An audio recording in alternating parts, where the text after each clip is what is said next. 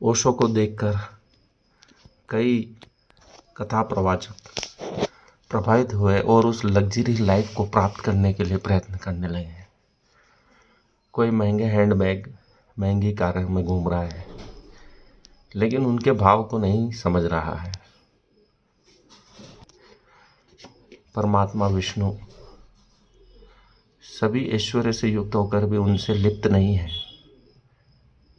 और ओशो भी उसी चीज़ का आह्वान कर रहे हैं कि सब चीज़ें होते हुए भी आप उसमें लिप्त न रहें। परंतु आधुनिक संत उस चीज़ को समझ नहीं पा रहे हैं। वह उस मोह माया में फंसे हुए हैं। मोह माया में फंसे हुए हैं। आईफोन खरीद रहे हैं और नए आईफोन का इंतज़ार कर रहे हैं। लेकिन ओशो ने अपने प्रवचन में कहा था कि मेरे कंधे पे पड़ा हुआ ये गमछा, टॉवेल इस बात का प्रतीक है कि ये मैं उसी प्रकार निरुपयोगी हूँ। मेरा कोई उपयोग नहीं है, सिर्फ मैं आनंद के लिए प्रवचन कर रहा हूँ। चीज़ें उनको लिप्त नहीं कर रही, उनके भाव से ही निर्लिप्तता का भाव प्रकट होता था। आप असली संत को देखकर ही पहचान जाएंगे।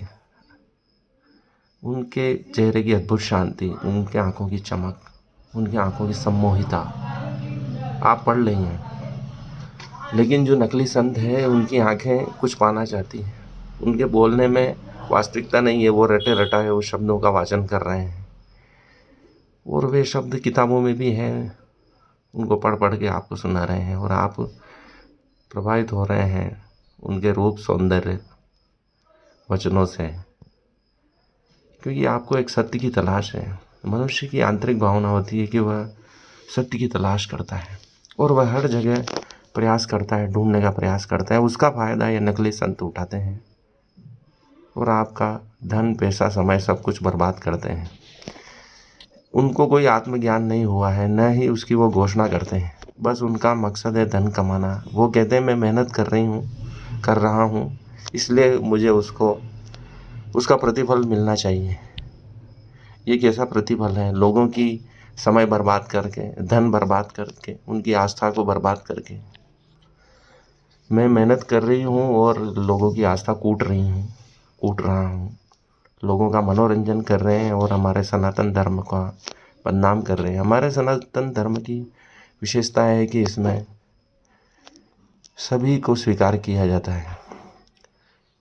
कुछ मनोरंजक लोगों को भी स्वीकार कर लिया गया है जो हमारा मनोरंजन कर रहे हैं, परंतु ये वास्तविक धर्म नहीं है। अध्यात्म बहुत गहरी चीज़ है। हमारे ऋषि मुनियों ने लाखों वर्षों से उस सत्य को जो प्राप्त किया है, एक एक मंत्र स्वयं का देखा हुआ, उसके दृष्टा है, अनुभव किया हुआ है। उपनिषदों में उसका विस्तार किया गया है।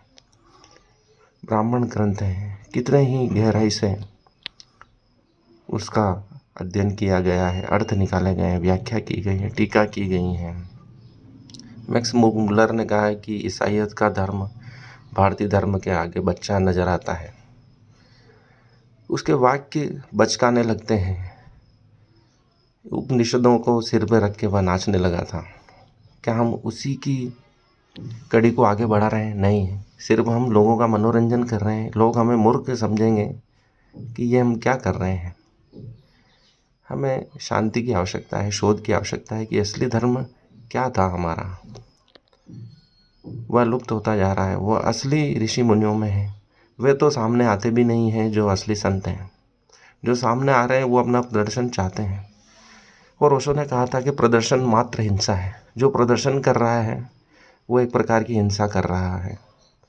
वो आपके भावों की हिंसा कर रहा है, आपके कृत्यों की हिंसा कर रहा है, आपके समय की हिंसा कर रहा है, आपके धन की हिंसा कर रहा है, आपको गलत दिशा में ले जा रहा है, और आप उनके धन ऐश्वर्य से प्रभावित हो रहे हैं। यह असली धर्म नहीं है। धर्म मन की शांति में है, एकांत में है, ऋषि मुनियों की वाणी में है, मंदिरों में है, परमात्मा में है, उन मूर्तियों की अद्भुत शांति में, उनकी मुस्कान में, जिनका हर कण कण मधुर है। अधरम मधुरम अखिलम मधुरम। इन संतों को सुनने से कोई शांति नहीं मिलती है। प्रयास करें, असली संतों को सुने। जिनके एक शब्द से आपके रोम रोम खड़े हो जाएं, रोमांचित हो जाएं आप, वह आपको दिशा दे सकते हैं। धन्यवाद।